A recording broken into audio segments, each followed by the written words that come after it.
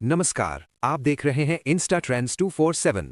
आज हम बात करेंगे देश और दुनिया की 10 सबसे बड़ी ब्रेकिंग न्यूज़ के बारे में।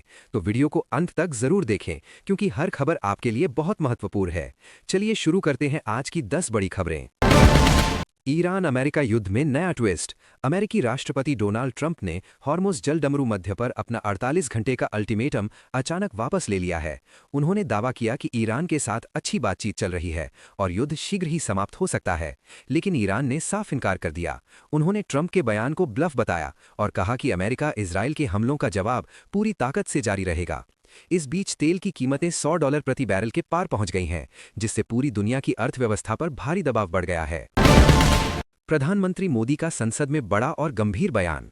पीएम नरेंद्र मोदी ने लोकसभा में कहा कि पश्चिम एशिया का ये युद्ध लंबा खिंच सकता है, इसलिए भारत को कोविड जैसी चुनौतियों के लिए पूरी तैयारी करनी चाहिए।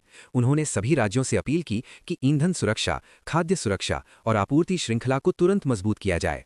विदेश मंत्री एस जयशंकर ने भी अमेरिकी सेनेटर से फोन पर बात की और भारत के हितों की रक्षा पर जोर दिया।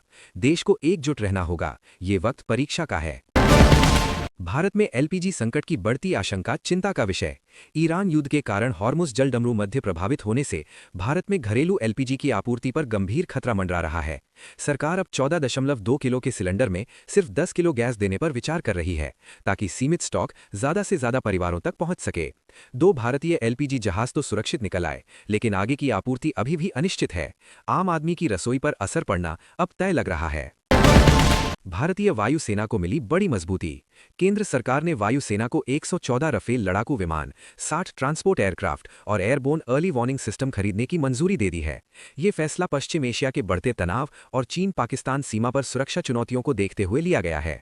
रक्षा विशेषज्ञों का कहना है कि इससे भारत की हवाई क्षमता में क्रांतिकारी बदलाव आएगा। देश की सुरक्षा अब और मजबूत हो गई है। ट्रंप का ईरान पर नया दांव, लेकिन ईरान ने ठुकराया। ट्रंप ने कहा कि ईरान युद्ध जल्द खत्म हो सकता है क्योंकि तेहरान एक सम्मानित नेता के माध्यम से बातचीत के लिए उत्सुक है। उन्होंने इजरायल और अमेरिका के हमलों को जारी रखने की धमकी भी दी, लेकिन मध्यस्थों के जरिए संदेश भेजा गया।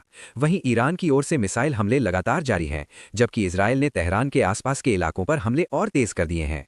तनाव अभी भी चरम पर है। नीतीश कुमार फिर बने जदयू के राष्ट्रीय अध्यक्ष, निर्विरोध।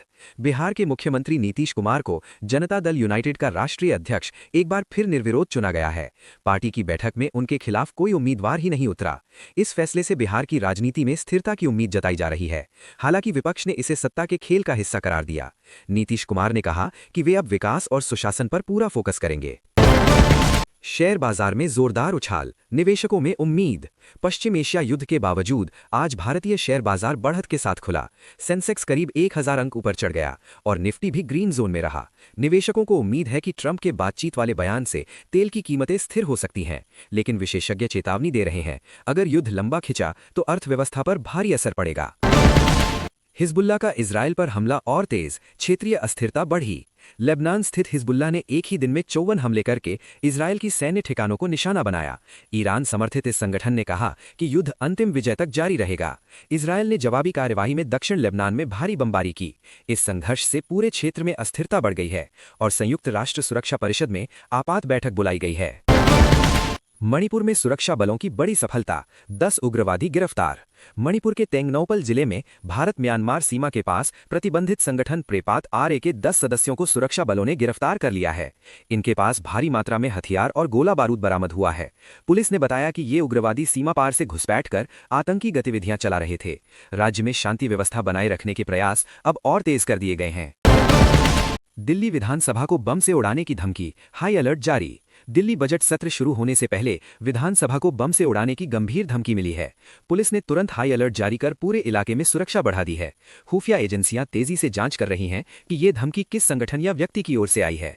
मुख्यमंत्री ने सख्त संदेश दिया कि किसी भी साजिश को पूरी तरह विफल कर दिया जाएगा और सत्र सुचारू रूप से चलेगा। तो ये थी आज की 10 बड़ी ब्रेकिंग न्यूज़। आपको कौन सी खबर सबसे ज्यादा महत्वपूर्ण लगी, हमें कमेंट में जरूर बताएं। वीडियो पसंद आया हो तो लाइक करें, शेयर करें और चैनल इंस्टा ट्रेंड्स 247 को सब्सक्राइब जरूर करें।